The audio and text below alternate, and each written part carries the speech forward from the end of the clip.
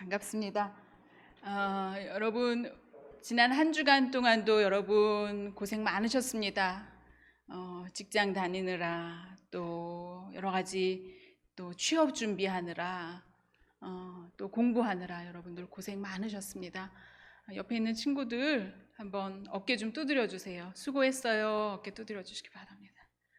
역시 우리 민지는 현명해. 혼자 앉아 있으니까 자기 어깨를 토닥토닥 하는데 여러분 예배당까지 오느라고 고생 많으셨죠? 갑자기 날씨가 한여름이 되었습니다. 아까 사무실에 앉아 있는데 우리 수연이가 들어오는데 얼굴이 발그스름 해가지고 빨갛게 익어가지고 들어왔더라고요. 여러분 뜨거운 날씨에 여러분 교회에 나오느라고 고생하셨습니다. 오니까 이렇게 에어컨도 켜 있고 그쵸? 얼마나 좋습니까? 전 참 감사해요. 이렇게 좋은 예배당이 있고 또 시원한 에어컨을 틀 수가 있고 또 찬양단이 있어서 같이 찬양을 준비할 수가 있고 또 방송부가 있어서 또 이렇게 방송을 준비해 주시는 분들도 계시고 또 소그룹 리더들이 있고 또 팀장들이 있어서 저 혼자 했어야 되면 어떻게 했을까 가슴이 철렁해요. 우리나라의 전국 방방곳곳에서 사역을 하시는 목사님들, 전도사님들 계신데 앞이 깜깜하고 막막해서 혼자 발을 동동 구르시고 있는 분들도 제가 옆에서 많이 봅니다. 이렇게 좋은 공동체에 저희들을 불러주신 것을 우리가 감사하고 또 하나님께서 주신 이 은혜를 또 우리가 흘러보내는, 그렇죠? 나눌 수 있는, 그래서 하나님의 은혜를 나누는 공동체로 하나님께서 이 은혜를 전해라, 나눠라 하실 때 우리가 이 은혜를 가지고 나누고 또 위로하고 전하는 그런 공동체가 되기를 주님의 이름으로 축원합니다. 이 시간에 예배당에 나오지 않고 집에서 인터넷으로 실시간 영상 예배를 드리시는 분들도 계실 겁니다. 여러분 이 시간은 TV를 시청하는 것처럼 그냥 화면을 보는 게 아니에요. 예배는 보는 게 아니라 예배는 드리시는 겁니다. 예배의 대상은 하나님이시죠. 하나님께 감사하고 하나님께 호소하고 하나님께 나의 숨겨진 죄, 보여주고 싶지 않은 죄 드러내놓고 회개하는 가운데 하나님이 우리를 만져주시고 회복시켜주시고 또 우리에게 희망을 주시고 또 주 안에서 소망하며 우리가 다시 걸어갈 수 있도록 하실 줄 믿습니다. 집에서 예배를 드리시는 분들도 예배를 시청하시지 마시고 하나님 앞에 드리는 예배다 여러분 기억하시고 온전한 마음과 또 몸가짐으로 하나님 앞에 함께 예배 드리시는 가운데 이곳에 예배당에서 모여드리는 예배 드리는 저희들이나 또 가정에서 예배 드리는 여러분이나 함께 하나님께서 부어주시는 큰 은혜를 받는 시간 되기를 주님의 이름으로 간절히 축원합니다. 요즘에 여러분 뉴스를 들으시기도 했었고 계속 휴대폰으로 안전 그쵸? 거기서 이제 연락이 오는 거 여러분 들으실 거예요. 그 휴대폰을 켜놓으면 계속 연락이 들어오더라고요. 근데 보니까 그 전에는 우리가 알지 못하는 동네예요, 그렇죠? 서울이나 뭐 이렇게 시는 알지만 알지 못하는 동네 이름이 떴는데 최근에는 우리 동네 이름이 막 뜨는 거예요. 그래서 아마 여러분들도 보면서 많이 놀랐을 겁니다.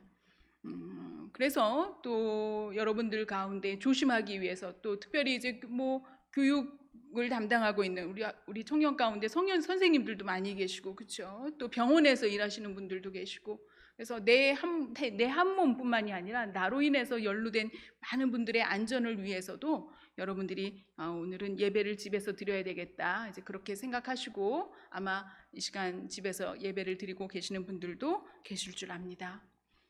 그런데 여러분 한 가지를 우리가 기억했으면 좋겠습니다. 전염병에 창궐하던 그렇죠? 근데 그 전염병이 하나가 아니라 9개 가진 그죠 재난이었어요. 진짜 재난 하나 지나가면 또 하나 오고 그죠? 갖은 재난이 이어지던 애굽 땅에서도 하나님께서 하나님의 백성들을 구별해서 지키셨던 그 이야기 여러분 기억하실 겁니다. 그런데 그 이야기가 이제는 성경에 쓰여져 있는 이야기 이스라엘 백성이 경험한 그들의 경험이 아니라 바로 이러한 때에 믿음으로 하나님 앞에 나와 주의 이름으로 두세 사람이 모여서 예배하는 곳에 내가 너희와 함께 하리라 하신 그 말씀을 기대하고, 여러분들이 이 더운 이 날씨에 버스 타고 지하철 타고 이곳에 나와 있는 여러분, 하나님께서 우리를 구별해서 지키시는 그 은혜를 우리가 직접 누리게 하실 줄 주님의 이름으로 축원합니다. 그렇지만 신앙생활은요, 또 동시에 우리가 하나님 주시는 지혜로 지혜롭게 해야 돼요. 40일 금식하시던 예수님에게 사탄이 나타나서 뭐라고 예수님을 유혹했냐면, 성전 꼭대기에 예수님을 데리고 올라갑니다. 그러면서 이곳에서 뛰어내려 봐라. 네가 만약에 하나님의 아들이라면 하나님이 천사를 보내셔서 이곳에서 뛰어내렸을 때 너를 다치지 않게 받쳐줄 거다. 그렇게 유혹을 합니다. 우린 하나님의 자녀들이니까 하나님이 구별해서 지키시겠지. 그래서 어디든 가도 하나님이 날 지켜주실 거야. 시장도 사람들 많은 데도 가고, 또 커피숍도 가고, 춤추는 데도 가고, 예배당에 와가지고도 그냥 손도 안 씻고 그냥 막 침을 튀어가면서 말을 하고 그러면 안 돼요. 그렇죠? 우리가 하나님께서 우리를 구별해서 지켜주시지만, 그러나 우리가 지킬 수 있는 것, 그렇죠? 우리가 지혜롭게 우리의 생활을 잘 할 수 있도록 했으면 좋겠습니다. 여러분, 손을 자주 씻으시고, 평상시 내가 말할 때 침이 잘 튄다 하는 친구들은 특별히 조심해서 침 튀지 않도록 그렇게 해주시기 바랍니다. 여러분, 저를 한번 따라해서 크게 외쳐보시기 바랍니다. 여기 보시면서 내가 여기 있나이다. 나를 보내소서. 2020년 우리 부평제일 청년교회 표입니다. 그렇죠? 누가 한 말이에요? 이사야 선지자가 하나님, 제가 여기 있습니다. 저를 보내주시옵소서. 이사야 선지자의 청중, 이사야 선지자가 가서 전해야 될, 하나님의 말씀을 전해야 될 그 대상은 하나님을 모르는 사람들. 조상이, 그렇죠? 하나님이 홍해를 가르실 때 그 홍해를 마른 땅처럼 건너기도 했었고, 만나를 하늘에서 내리시는 것을 자기가 수확하지 않은 그 만나를 걷어먹었던 그런 사람들이었지만, 그렇죠? 그것은 조상의 얘기였지 내 얘기가 아닌, 하나님을 만나지 못한 사람들이었어요. 그리고 하나님의 말씀대로 살라고 하신 하나님의 말씀을 들은 백성이었지만, 하나님의 말씀 순종하기보다는 자기의 가치관을 따라서, 또 자기의 필요를 따라서 자기의 분주함 속에서 살아가고 있던, 그래서 나에게 좀 유익이 된다 그러면 돌멩이더라도 나무더라도 저것이 나의 신이다 생각하고 빌던, 하나님을 떠났던 사람들에게 이사야가 가야 하는 상황이었어요. 하나님이 그를 이제 보내시는, 그런 하나님이 그를 선택하신 예언자였습니다. 이 얘기는 무엇이냐면, 하나님께서 저와 여러분, 이사야뿐만이 아니라 하나님은 저와 여러분을 아직 하나님을 모르는 사람들에게 하나님이 누구신지를, 그리고 우리가 정말 따라야 할 분, 우리가 의지할 분, 그리고 우리를 지키시는 분, 우리를 인도하시는 분, 아니 우리의 생명을 주시기도 하고 거두어 가시는 분은 바로 살아계신 하나님이신 것을 전하는 도구로 저와 여러분을 부르신 것을 여러분 기억하시기 바랍니다. 사실 그것은요, 하나님이 천지를 창조하시고, 그렇죠? 하나님이 사람을 만드신 최고의 목적이었어요. 하나님이 사람을 만드신 최고의 목적은 하나님 당신이 찬양받으시기 위해서, 하나님이 영광 받으시기 위해서 여러분들을 부르신 거예요. 그런데 아담의 죄로 말미암아, 그렇죠? 하나님께 불순종한 아담의 죄로 말미암아 우리 모두는 원죄를 가지고 살아가게 되었습니다. 하나님이 누구신지를 분명히 하나님이 가르쳐 주셨음에도 불구하고 그 하나님을 청종하기보다는 내 육신의 열망, 내 오감을 가지고 살아갈 수밖에 없는 그런 연약함 속에 빠져 있는 사람들이에요.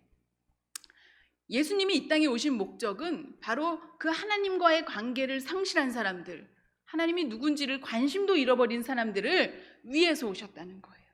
그래서 예수님을 잘 믿는 사람이 먼저 예수님이 만날 리스트의 넘버 원이 아니라, 아직 예수님을 못 만난 사람들, 예수님을 모르는 사람들을 위해서, 아니 심지어 죄인들을 위해서 오셨다. 예수님이 여러 번에 걸쳐서 그렇게 말씀을 하셨어요.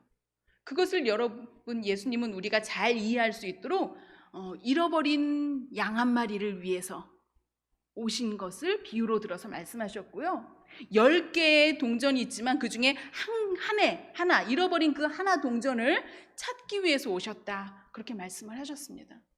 그것이 바로 하나님이 우리를 창조하신 목적이에요. 저와 여러분은 그 잃어버린 한 마리의 어린 양에게 예수님이 누구신지를 얘기해 주러, 전해 주러 하나님께서 저와 여러분들을 부르신 것을 기억하시기 바랍니다. 그런 인식이 있었던 사람이 누구냐면 이사야였어요. 그래서 이사야서 전체는 66장에 걸친 이야기지만 하나의 주제로 얘기하라 그러면 이사야서는 구원과 관련되어 있습니다. 하나님이 우리를 죄 가운데서, 하나님을 모르는 삶 가운데서 우리를 구원해 주시기 위해서 하나님이 우리를 찾아오신 그 하나님, 그리고 앞으로 오실 예수님에 대해서 예언한 말씀이 바로 또 이사야서이기도 해요. 오늘 다시 한번 저를 따라서 얘기해 보시기 바랍니다. 내가 여기에 있나이다. 나를 보내소서.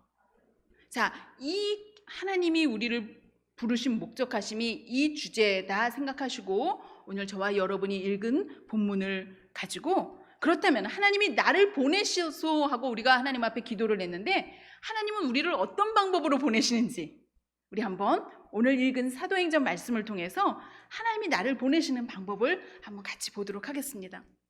하나님이 늘 선교사 파송 예배를 드리면서 임명식을 하고, 그쵸?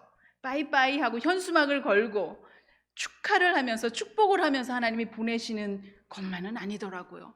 오늘 하나님이 하나님 자신을 알리기 위해서, 하나님의 말씀을 전하기 위해서 사람들을 보내실 때 우리가 상상도 하지 못했던, 기대하지 못했던 방법으로 보내신 것을 우리가 함께 보도록 하겠습니다.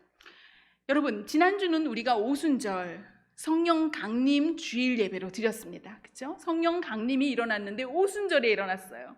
예수님이 부활하신 날이 6월절이 지난, 그렇죠? 첫 번째 안식일 다음이었어요. 그리고 그날은 유대인들이 초실절로 지키는 그 6월절 무렵에는 보리를 추수하는 때였고요. 그 첫 번째 난 보리단을 가지고 오메르, 보리단이 그죠? 곡식단이 오메르잖아요. 첫 번째 보리단을 가지고 감사하던 그날에 예수님이 부활하셨고요. 그 날로부터 며칠 동안 오메르를 흔들었어요. 감사의 단을 50일을 흔든 날이 바로 오순절이었어요. 그 오순절 기간에 예수님은 부활하셨고요. 40일을 이 땅에 함께 계셨고요. 이제 승천하시면서 너희들이 모여서 기도하면 내가 선물을 보내리라 약속하셨어요. 그리고 그 약속을 믿고 그들이 열흘 동안 모여서 기도했을 때 마침내 성령이 일어난 사건이 지난주에 우리가 봤던 상황이었습니다. 그게 사도행전 2장에서 얘기하고 있고요.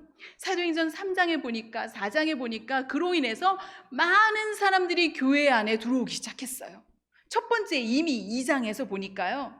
그들이 성령 받고 기도를 하는데 성령 받은 사람들이 기도하는 소리가 방언, 그렇죠? 그들이 배우지 않은, 알지 못하는 말로 기도하는 소리를 오순절을 지키기 위해서 전 세계에 흩어졌던 사람들이, 돌아온 유대인들이 자기네 나라 말로 귀로 들리는 것을 경험하게 됐어요.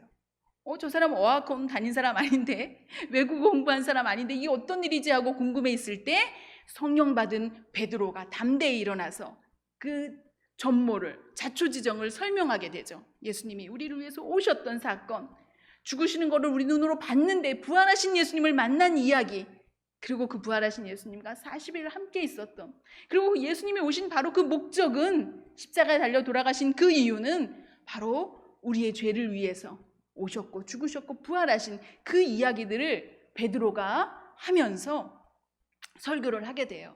그러자 그곳에 모였던 전 세계에서 돌아온 유대인들이, 그들이 감동을 받고 우리도 그 예수님 만나야 되는데, 그리고 그 예수님을 몰라본 거에 대해서 그들이 안타까워했을 때 베드로가 그들에게 제안을 하죠.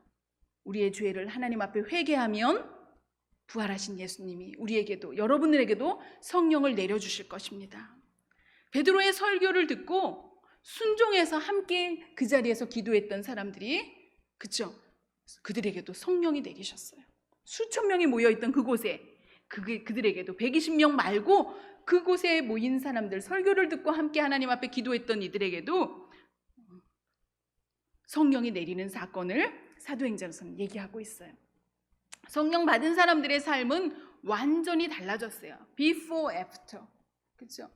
그 전에는 자신의 행복, 자신의 안위, 자신의 안전, 자신의 성공을 위해서 예수님을 쫓아다니면서, 그렇죠? 병 고쳐주세요, 배고파요, 마음이 아파요, 그렇죠? 자기 중심의 기도 제목이었다면 성령 받은 다음에 일어난 사람들은 추상적이 아니라 실제적인 변화가 일어나는 것을 보게 됩니다. 그들이 떡을 떼었다 그랬어요. 떡을 떼었다. 내가 가지고 있는 것을 나눴다 그랬어요. 여러분, 우리가 샬롬 하는 이야기가 뭐라 그랬어요? 샬롬은 완전하다 라는 뜻을 가지고 있어요. 샬롬은 평화라고 하는 뜻을 가지고 있다고 그랬어요. 여러분, 평화는 내 마음만 편하다고 평화가 아니에요. 그렇죠? 우리 집만 안전하다고 평화가 아니에요.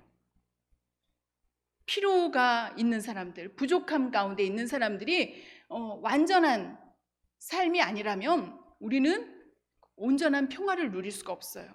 그렇죠? 다른 사람들이 먹을 것이 없고 굶주리고 있는데 나 혼자 먹고 있으면 안전하지가 않아요. 그래서 우리가 담벼락을 치고 사는 거예요. 도둑들까 봐. 그렇죠? 도둑이 자기가 부족한 게 없으면 도둑이 있을까요? 히브리어로 완전을 얘기하는, 평안을 얘기하는 이 샬롬이라고 하는 단어는 내가 부족함이 없는 것처럼 다른 사람도 부족함이 없는 상태를 얘기하고 있는 거예요. 그러기 위해서는 내가 가지고 있는 것을 나누는 것이죠. 그런데 이게 의도적으로, 의지적으로 하기는 참 어려워요. 그런데 성령 받고 나니까 시키지 않아도 성령 받은 사람들이 내가 가지고 있는 것을 그들이 모여서 함께 나눴다고 하는 것을 보게 됩니다. 신앙생활은 추상적인 게 아니에요. 정말 신앙생활, 정말 하나님을 만난 사람들은요, 거룩하게 주여 주여만 하는 게 아니에요. 기도만 많이 하는 게 아니에요. 헌금만 많이 하는 게 아니에요. 정말 내 주변에 있는 부족함 가운데 살고 있는 사람들에 대한 국률한 마음을 가지고 내가 하나님이 나에게 주신 것을 나눌 수 있는 삶을 사는 거예요. 자, 이처럼 성령 받은 사람들이 교회 안에 들어오기 시작하면서 그들의 상황도, 그들의 생활도 변화하기 시작했어요. 점점 많은 사람들이 교회 안에 들어오기 시작했어요. 그러자 예수님의 제자들, 사도들, 원래는 12명이었는데 11명밖에 안 남았어요. 그렇죠? 가룟 유다가 예수님을 배반하고 스스로 목숨을 끊었잖아요. 11명의 사도들로서는 그 교회 안에 들어오는 많은 무리들을 다 보살피기가 부족하게 되었어요. 그래서 그들이 기도하는 가운데 사도행전 6장에 보니까 7명의 동역자들을 선출을 하게 돼요. 그런데 이 7명의 동역자들을 선출하는데 기준이 있더라고요. 우리가 6장 3절에 보니까 그들이 성령과 지혜가 충만한지 봤어요. 성령도 받아야 되지만 지혜도 받아야 되는 거예요. 지혜. 믿음과, 사도행전 6장 5절에 보니까 믿음과 성령이 충만한지 그것이 또 기준이었어요.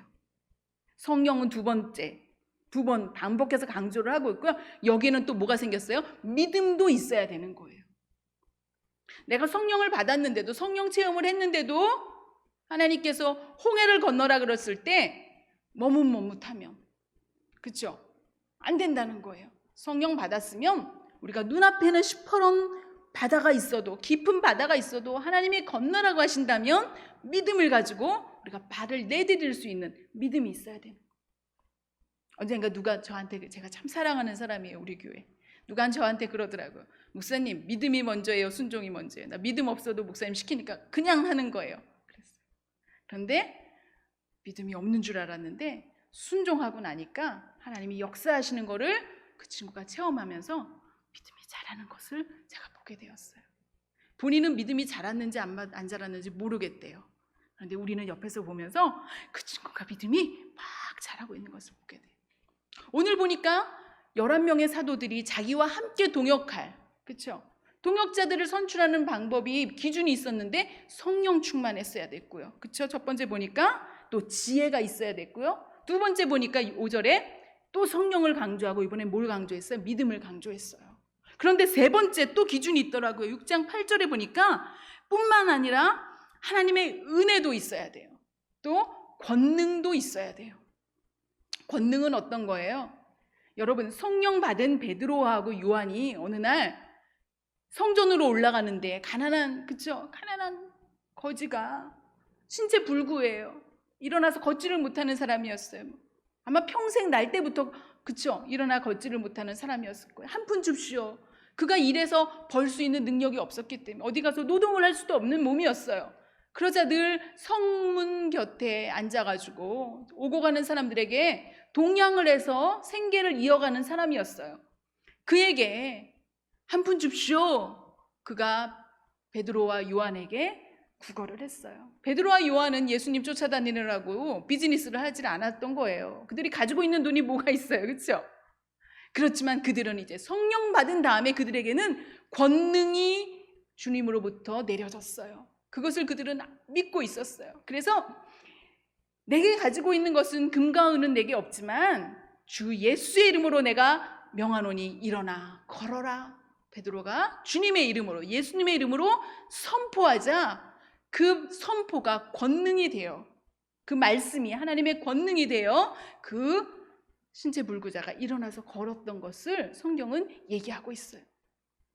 우리는 주여 주여 하면서 성령 받고 또 믿음이 있다고 생각하고 또 하나님의 은혜 가운데 있는다고 생각하면서도 우리의 기도의 능력, 우리가 하나님 앞에 기도하면 하나님께서 이루실 거라고 하는 믿음이 없다면 여러분 이제 그 믿음을 여러분 사모하시기 바랍니다. 또 우리가 주의 이름으로 믿고 구하면 하나님께서 하실 거라고 하는 그것을 여러분 믿고 선포하시기 바랍니다.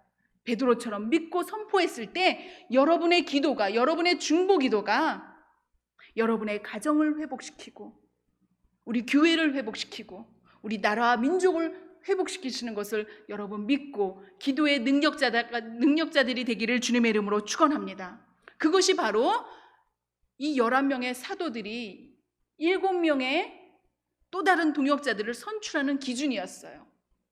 그런데 여러분 여기서 얘기하는 성령이나 믿음이나 은혜나 또 뭡니까? 지혜나 권능은요 내가 돌을 닦아서 생기는 게 아니에요. 우리 금요일 날 사랑하는 두 딸을 데리고, 제 딸이 아니에요. 제가 또 설교를 두 딸을 데리고 하니까 요즘에 인터넷으로 예배 보는 사람들이 시집 갔어? 또 물어보더라고요. 사랑하는 두 딸을 데리고 계양산을 올라갔어요. 계양산 올라가니까 너무 좋아요. 스위스 같아요, 스위스. 꼭 여러분 같이 한번 갑시다. 스위스래. 계양산에 가서 우리가 아무리 기도를 많이 해도 돌을 닦아도 여러분 이 권능이 생기는 게 아니에요. 은혜가 생기는 게 아니에요. 은혜는 전적으로 하나님이 주시는 거예요. 하나님이 하나님의 일을 감당할 사람을 선출하셨을 때는요, 하나님이 우리가 오홀리압과 벳잘렐에게 성전 짓는, 성막 짓는 사명을 주신 다음에 그들에게 무엇을 주셨어요? 성령 주셨어요. 그 다음에 그들에게 무엇을 주셨어요? 지혜도 주셨어요. 그 다음에 또 무엇을 주셨어요?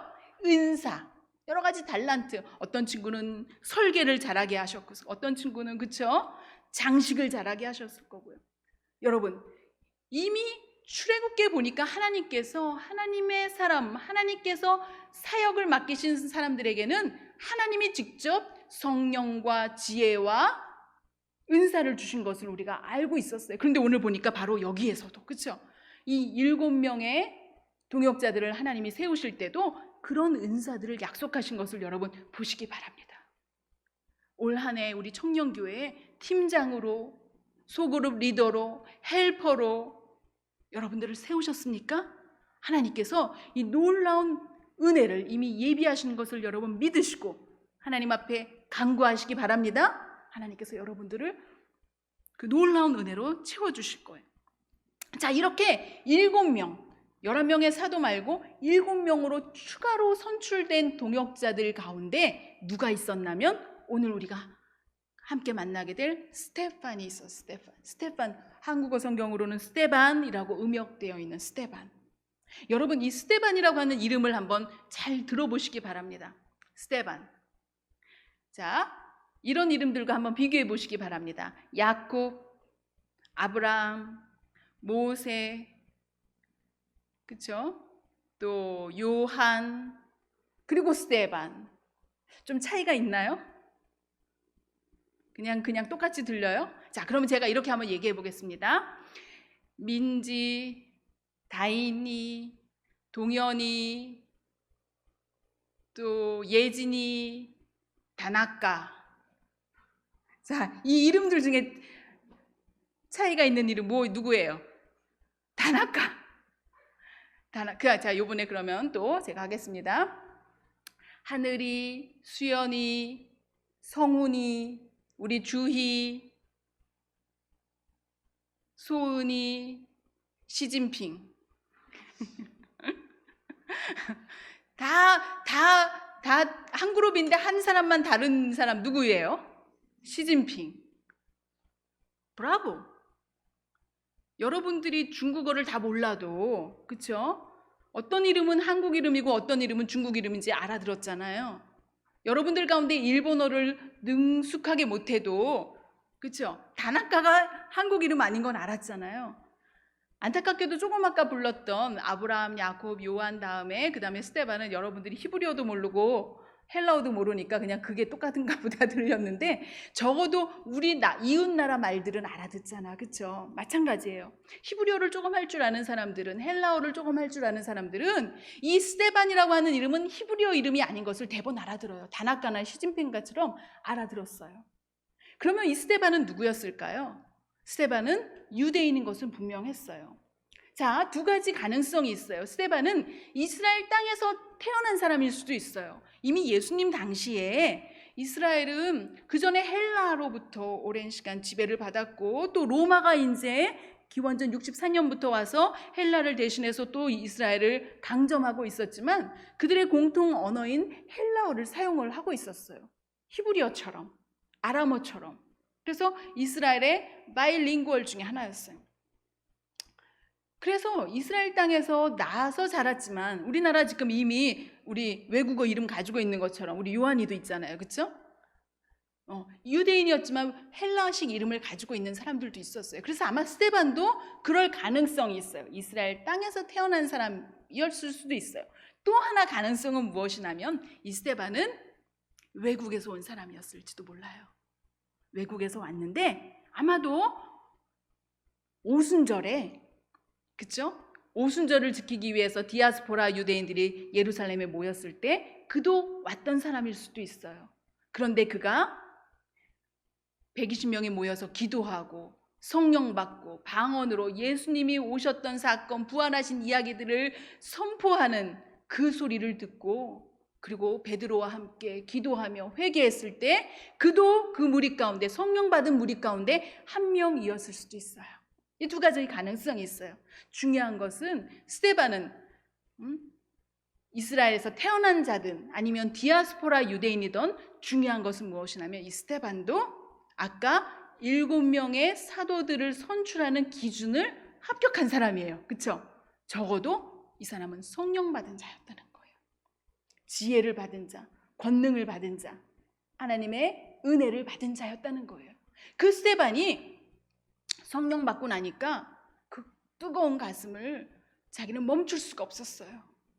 하나님을 향한 뜨거운 사랑, 예수님을 향한 뜨거운 사랑이, 그래서 예수님의 마음을 알게 되었어요. 예수님이 늘 설교하실 때 내가 잃은 양 한 마리를 찾는 목자와 같은 심정으로 내가 너희들을, 예수님 모르는, 하나님 모르는 사람들을 위해서, 그들을 찾기 위해서 오셨다. 심지어는 그들을 위해서, 하나님을 모르고 죄를 짓고 있는 저와 여러분을 위해서 십자가에 달려 죽기까지 우리를 사랑하신 그 예수님의 사랑을 그는 알게 되었어요. 성령 받고 나니까. 그리고 그 예수님과 사랑에 빠지게 되었어요. 여러분, 사랑에 빠져보신 분들은 아마 다 경험을 했을 거예요. 그렇죠? 제가 치명적인 약점이 있는데, 치명적인 약점이 제가 평생에 입맛이 없은 적이 없어요. 아파도 입맛이 있어. 막 열이 펄펄 나서 누워있다가도 누가 뿌시럭하면 뭐 먹나 하고 일어나요. 그런데 유일하게 제가 밥을 먹지 않아도 배가 고프지 않았던 시절이 있어요. 언제였을까요? 사랑에 빠졌을 때였어요. 제가 누군가와 사랑에 빠졌을 때는 신기해. 밥을 먹지 않아도 배가 안 고프더라고요, 여러분. 우리 교회 지금 다이어트 해야 되는 분들 사랑에 빠지시기 바랍니다. 사랑에 빠져보면 짐에 가서 퍼스널 트레이너를 고용하지 않아도 여러분 살이 빠지게 돼 있어요. 밥을 안 먹어도 행복한 거예요. 스데반은 예수님을 만난 다음에 예수님과 사랑에 빠지게 되었어요. 그래서 예수님이 십자가에 달려 돌아가셨을 때 많은 무리들이 자기도 잡힐까 봐 도망갔던 그 무리들이 베드로를 포함해서 예수님을 만나고 나니까, 성령 받고 나니까 이제는 그들도 감옥에 갇힐 수 있음에도 불구하고 사랑에 빠진 나의 사랑의 대상 예수님을 전할 수밖에 없었어요. 전하지 않고는 견딜 수가 없었어요. 그리고 전도하러 다니다가 오늘 스데반이 체포를 당하게 됩니다. 그리고 스데반이 마침내 죽임을 당하게 돼요. 스데반의 설교의 내용은 우리가 7장에 보니까 놀랍도록 하나님께서 아브라함을 부르셨던 그 순간부터 이야기를 하고 있어요. 7장을 보니까 설교가 얼마나 긴지 몰라요. 스데반은 많은 사람들이 그를 감옥에 가두고 그를 핍박하는 자들에게 담대하게 일어나서 자기가 만난, 자기가 사랑에 빠진 그 예수님을 얘기하게 돼요. 그런데 그 예수님은 단지 갈릴리에서 함께 다녔던, 예루살렘에 오셔서 왔다 갔다 하셨던 그냥 우연히 오신 분이 아니라 하나님께서 아브라함을 부르실 때부터 계획하신 그분, 하나님이 왜 홍해를 갈라서 애굽으로부터 이스라엘 백성들을 탈출하게 하셨는지 그 이유가 모두 이 한 분 예수님의 포커스를, 예수님을 가리키고 있는 것을 그가 설교를 하게 돼요. 그러면서 스데반이 담대하게 그곳에 모인 종교 지도자들에게, 정치 지도자들에게, 그리고 아직도 예수님을 거부하고 있는 자들에게, 당신들이 거부한 그분은 우리의 조상, 우리 믿음의 조상 아브라함과 이삭과 야곱의 하나님, 나와 여러분의 하나님이 나와 여러분을 위해서 예비하셨던, 우리를 죄악에서 구원하시기 위해서 예비하셨던 바로 그분이었습니다. 그분을 당신들이 거부하고 그분을 당신들이 죽였습니다 하고 용기 있게 복음을 전하게 돼요. 그 얘기를 듣고 사람들이 놀란 것이 아니었어요. 아이고 어떡하나 우리가 예수님을 죽였네 놀란 것이 아니라 잘못을 지적받은 이들이 귀를 틀어막고, 듣기 싫어서 귀를 틀어막고 안 들으려고 하고 그들을, 그 스데반을 잡고 어떻게 해요? 끌고 데려가서 성문 밖에 데리고 나가서 돌멩이로 쳐 죽이는 그런 일이 일어나게 됩니다. 여러분, 우리가 하나님을 모르고 살 수는 있어요. 그렇죠? 하나님에 대해서 알지도 못한 적도 있어요. 들어보지도 못한 적이 있어요. 그렇죠?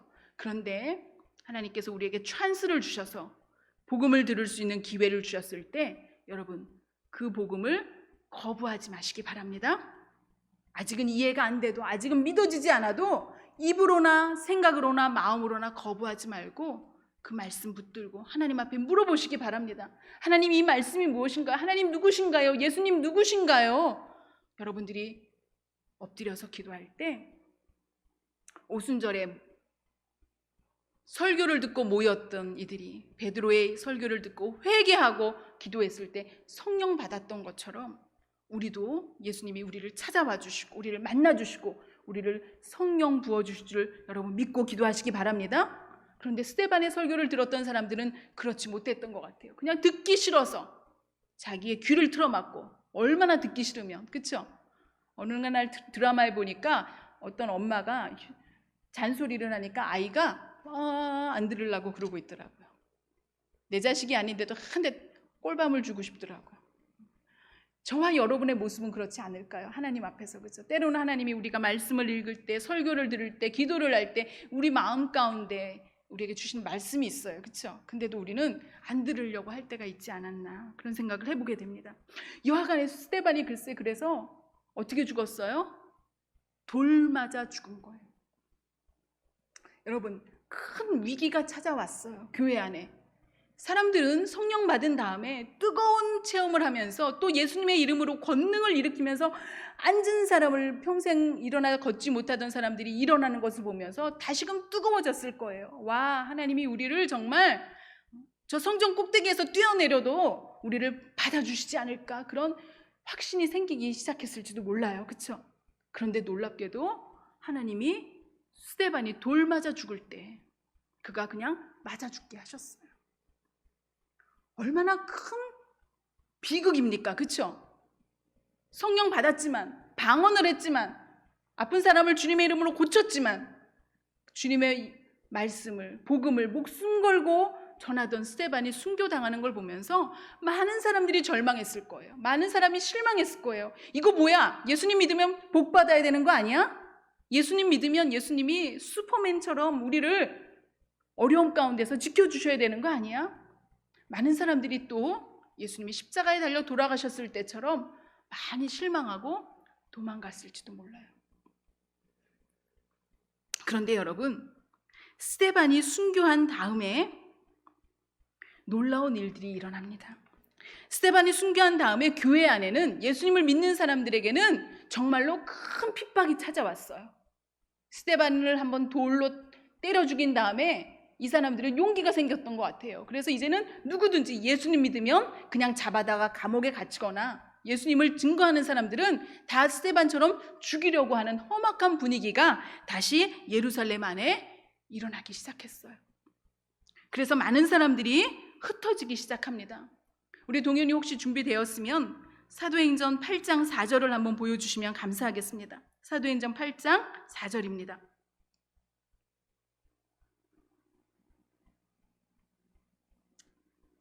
사도행전 8장 4절 우리가 함께 읽어보도록 하겠습니다. 시작. 그 흩어진 사람들이 두루 다니며 복음의 말씀을 전할세. 놀라운 것은요, 핍박을 당해서 흩어진 사람들이 흩어진 곳에서 그 핍박을 받아서 도망간 거예요. 도망간 곳에서 무엇을 했다는 거예요? 복음을 전했다는 거예요. 대표적인 사람이 누구였냐면 빌립이었어요. 빌립은 어디로 도망갔냐면 예루살렘을 떠나서 사마리아로 도망갔어요. 사마리아는 예루살렘에서 저쪽 갈릴리 북쪽으로 가는 길목에 있는, 그곳은 어디였냐면 예전에 북이스라엘이 멸망했을 때 이 북이스라엘을 무너뜨린 아수르가 그곳에 이방인들을 데리고 와서 이스라엘 사람들하고 혼혈이 되게 만들었어요. 그래서 유대인들 입장에선 그 사람들을 이방인으로 여기고요, 그곳에 가지도 않았어요. 그들하고 얼굴도 마주치지 않으려고 했던 곳이었어요.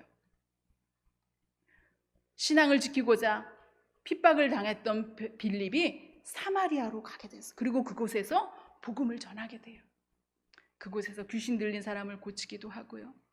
또 그곳에서 복음을 전하는 가운데 놀랍게도 예루살렘에서 유대인들이 생각하기에 순수 혈통인 유대인들에게만 성령이 임하실 줄 알았는데 유대인들이 업신여겼던 혼혈, 그렇죠? 순수한 혈통이 아닌 그들에게도 복음을 전하는 성령이 임하시는 것을 이제 그들이 눈으로 목도하게 돼요. 이 빌립이 그곳에서 경험한 다음에 성령의 음성을 듣고 그는 또 어디로 가게 됩니까?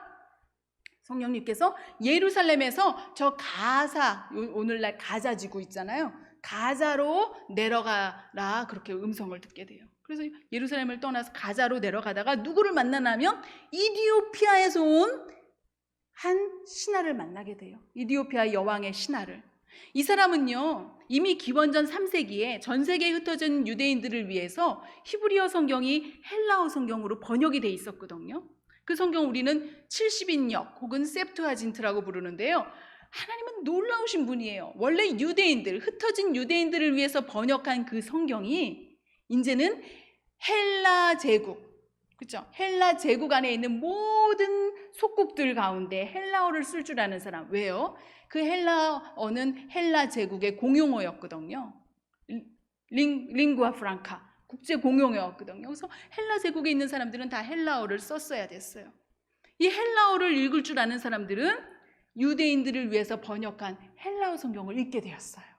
그리고 그 성경을 읽는 가운데 깜짝 놀랐어요. 세상에 어떤 신이 홍해를 가르고 만나를 내리고 불기둥으로 기름기둥으로 이들을 인도하시는가. 바벨론으로 흩으신 하나님이 다시 어떻게 그들을 나라 없는 성전도 무너지고 폐허가 된 곳으로 다시 불러 모으셨는가?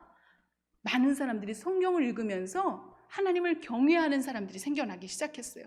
그래서 우리가 지금도 지도를 보면 아프리카의 에티오피아는 예루살렘으로부터 멀리 있는 곳이었어요. 그렇죠? 그런데 그곳에 여왕의 신하가 헬라어로 성경을 읽고 감동을 받아서 성지순례로 온 거예요. 예루살렘까지 그 먼 길을 성지순례로 왔다가 이사야서 말씀을 읽고 있었는데 빌립이 성령의 음성을 듣고 가자로 내려가던 빌립이 그를 만나게 된 거예요. 우연이 아니라 하나님이 예비하신 대로 그 만남이 이루어졌어요. 그리고 빌립이 보니까 외국인이 헬라어로 이사야서를 읽고 있는 거예요. 그리고 그 내용을 이해하냐? 그러니까 모른다는 거예요.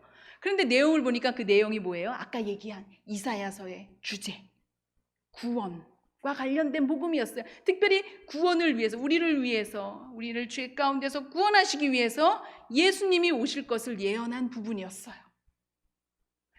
빌립이 에티오피아에서 온 신하에게 물어보죠. 이 내용이 누군지 아십니까? 이곳에서 이사야가 지금 예언하고 있는 그분이 누군지 아십니까? 물어봐요.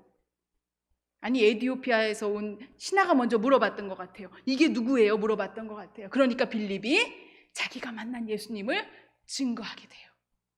에티오피아 내시가 나도 그 예수님 만나고 싶어요. 그분 이사야서에서 얘기한 그분이 오셨었다고요. 죽으시고 부활하셨다고요. 나도 만나고 싶어요. 그들이 그 자리에서 함께 기도했을 때 시온산에 내렸던, 오순절에 내렸던 성령이 그 에티오피아에서 온 신하에게도 내렸던 일을 사도행전 8장에서 얘기하고 있어요. 여러분, 지금 아프리카 대륙에는요 많은 나라들이 있어요. 여러분이 아는 나라 케냐도 있고, 그렇죠? 나이지리아도 있고, 수단도 있고, 차드도 있고, 여러 나라들이 있어요. 안타깝게도 최근 들어서 이 아프리카 대륙이 굉장히 이슬람화되고 있어요. 많은 나라들이 이슬람으로 막 그냥 늘어나기 시작해. 내전도 일어나고. 근데요, 이 아프리카에서 가장 교회가 부흥하고 오랫동안, 지난 2000년 동안 교회가 부흥했던 나라가 어딘지 아세요? 바로 에티오피아였어요. 실제적으로 저는 구약 성경을 공부하는 성서학자로서 성경의 사본들에 대해서 관심이 많아요. 성경을 옮겨 쓴 사본들, 그렇죠? 가장 오래된 사본들이 이제 우리가 1947년도에 사해에서 발견된 사본들이에요. 그렇죠? 사해 사본만큼이나 그 사해 사본이 발견되기 전까지는 가장 오래된 사본 중에 하나가 바로 이 에티오피아 교회 교인들이 하나님의 말씀을 옮겨 쓴 사본, 그리고 보관해 있던 그 사본들이었던 것을 보게 돼요. 하나님의 말씀에 대한 사모함, 말씀에 대한 경건함, 그리고 지금도 많은 나라들이 이슬람화 되고 있는 이 상황에서도 믿음을 지킨 교회가 바로 에티오피아 교회인데, 이 에티오피아에 언제 제일 복음이 전해졌는가? 언제 그들이 하나님을 알게 되었는가? 많은 사람들이 논쟁이 있어요. 우리가 솔로몬 왕 때, 그렇죠? 솔로몬의 지혜를 소문을 듣고 예루살렘을 왔던 이디오피아 여왕이 있어요. 스바 여왕, 그렇죠? 그러나 그 당시에는 아직 예수님이 오시기 전이었거든요. 예수님 오시기 한 1000년 전의 일이었거든요. 아직 예수님 만난 사람들은 없었어요. 그렇죠? 오실 예수님에 대한 하나님의 약속을 하고 있을 때였죠. 저는 실제적으로 에티오피아에 복음이 전해진 것은 바로 빌립을 만난, 에티오피아에서 온 바로 그 사람이었다고 저는 생각을 해요. 여러분, 이제 복음은 예루살렘뿐만이 아니라 사마리아 지역에도 가게 되었어요. 전해지게 되었어요. 뿐만 아니라 어디로 전해지게 돼서 심지어는 대륙을 건너서 아프리카까지도 복음이 전파되게 되는 것을 보게 됩니다. 근데 그 방법을, 그 하나님이 복음을 전하는 사람들을 보내신 방법은 놀라운 방법이었어요. 선교사로 임명받고 근사하게 안전하게 보내진 것이 아니라 핍박받는 가운데, 그래서 목숨을 지키기 위해서 도망갈 수밖에 없는 그런 아주 긴급한 그런 상황이었지만, 그래서 인간적인 가치관으로 봤을 때는 어떻게 하나님이 그러실 수가 있어요 하는 이해할 수 없는 상황이었지만, 하나님은 그 상황을 바로 복음이 전파되는 만민에게 복음이 전파되는 그런 놀라운 상황으로 전환시키신 것을 여러분 보시기 바랍니다. 사도행전 11장 19절에서 20절에 보면은 또 하나님께서 이제는 어디까지 복음이 전파되게 되는지 한번 보시기 바랍니다. 사도행전 11장 19절에서 20절 말씀 우리가 함께 보겠습니다. 사도행전 11장 19절에서 20절 말씀.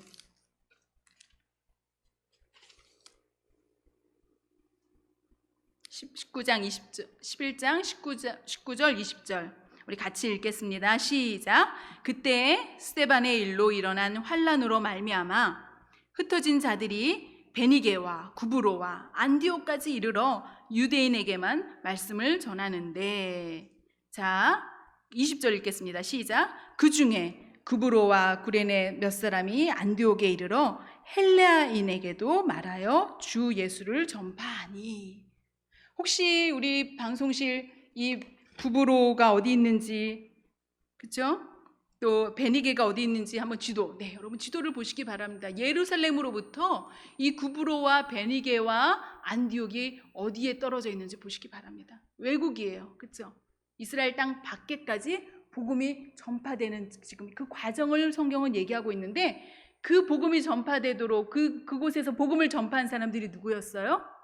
스데반의 죽음으로 인해서 신앙의 핍박을 당해서 믿음의 핍박을 당하면서 도망간 사람들이었어요. 그 도망간 사람들이 핍박이 없었더라면 아마 예루살렘에 머물러 있었을 거예요. 그러나 하나님께서 그들이 신앙을 지키고자 도망간 곳이었는데 그곳에서 마침내 이방인들에게도 복음이 전파되게 하시는 놀라운 반전이 일어나는 것을 보게 됩니다.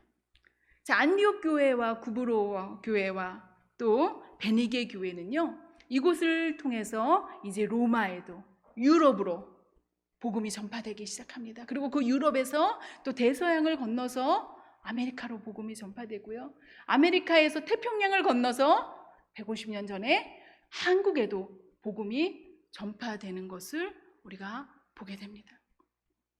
하나님을 몰랐던 백성, 저와 여러분의 증조 할머니, 고조 할머니만 올라가 봐도 저와 여러분들은 모두 귀신에게 복을 달라고 빌던 사람들의 후손들이에요.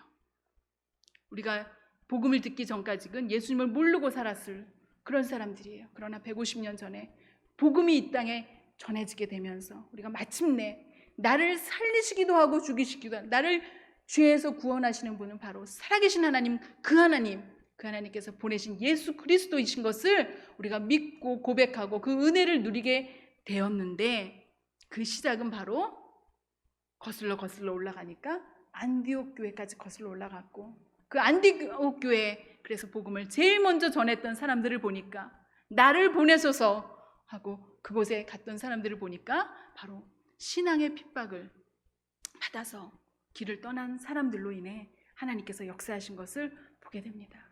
여러분, 교회에 핍박이 닥칠 때 나는 어떤 반응을 하고 있습니까? 교회의 핍박이 아니라 혹은 우리 개인의 삶 가운데서, 그렇죠? 예수님, 나는 예수님 믿잖아요. 제가 예수님 앞에 예배 드리잖아요. 제가 사역하잖아요. 제가 기도하잖아요. 그러면서도 우리가 이해할 수 없는 일들을 우리가 경험하게 됩니다. 그러할 때 여러분, 어떤 반응을 여러분들은 갖고 있습니까? 저는 오늘 우리가 읽었던 이 본문을 여러분들이 기억하시기를 원합니다. 인간적인 기준으로, 가치관으로 놓고 봤을 때는 이해할 수 없는 상황이었지만 결국 예루살렘 교회에 닥친 그 박해는 하나님의 궁극적인 목적, 하나님의 구원의 계획하심, 잃어버린 그 양을 찾는 하나님의 방법이었던 것을 여러분들이 기억하시면서 오늘 저와 여러분을 통해서 하나님께서 놀라운 구원의 역사를 이루시는 것을 여러분 기대하시기 바랍니다. 여러분, 지금 어떤 신앙의 연단을 받고 있습니까? 어떤 두려움 속에 있으십니까? 어쩌면 어떤 질문을 가지고 계십니까? 여러분, 질문에 매여 있지 마시고 오늘 우리가 읽은 이 말씀을 여러분들이 소리내어 읽으시면서 여러분, 이해할 수 없는 예루살렘 교회의 핍박을 하나님께서는 구원의 역사하심으로, 구원의 도구로 사용하셨던 것처럼 내 인생 가운데 때로는 이해할 수 없고 때로는 견딜 수 없는 핍박과 어려움과 고난이 닥칠 때 하나님 절망하지 않고 하나님 나를 통해서 나를 만나주시는 예수 그리스도를 만나게 하시고 또 나를 통해서 그 예수님을 증거하시는 주님의 놀라운 복음의 선포자가 되기를 여러분 하나님 앞에 간구하시기 바랍니다. 우리를 그렇게 불러주신 줄 믿습니다. 기도하시겠습니다. 하나님 아버지 감사합니다. 오늘 스데반의 순교가 하늘의 미랄이 되어서 하나님의 말씀이 하나님의 구원의 소식이 전파되는 놀라운 하나님 아버지 도구가 되었던 것을 우리로 하여금 배우게 하시니 감사합니다. 오늘 이 말씀이 우리에게 생명의 말씀이 되게 하여 주셔서 하나님 우리의 삶 속에서 스데반과 같이 또 복음을 신앙을 지키기 위해서 이스라엘 땅을 떠났지만 그곳에서 복음을 전했던 예수님의 제자들과 같이 우리를 하나님께서 사용하시는 삶을 살기를 원합니다. 하나님 저희들을 불러주시옵시고 우리가 여기 있사오니 하나님 우리를 보내주시옵소서. 그리고 우리를 보내시는 그 하나님의 방법을 우리가 온전히 신뢰하며 퍼펙트한 플랜인 것을 우리가 믿고 하나님이 보내시는 그때의 길을 떠나는 저희들 에게 하나님 역사하여 주시옵시고 혼자 떠나지 않고 주님 손 붙들고 성령님과 함께 복음 전하는 저희들 될 수 있도록 하나님 붙들어 주시옵소서. 감사드리며 예수님의 이름으로 기도드렸습니다. 아멘.